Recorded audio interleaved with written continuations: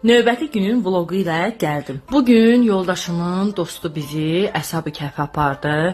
Çox qəşəng, çox gözəl, çox huzurlu bir yer idi. Qurani-Kərimdə adı keçən Əshab-ı Kəhf həqiqətən huzurlu bir yer idi.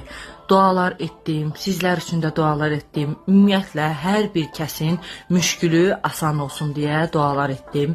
Dostumuzun yoldaşı sağ olsun mənə buradan buğa bürcü, daş biləkli hədiyyə də verdi. Naxçıvanın hər bir tərəfi təbii sərvətlərlə zəngindir. Hər qarış torpağı mənə o qədər xoş təsir bağışladı ki, burada yerdən qaynayan bulaqlar, şirin göllər, yəni hər bir şey çox ürəyimcə oldu. Daha sonra dostlarla yollandıq Bata-Bata.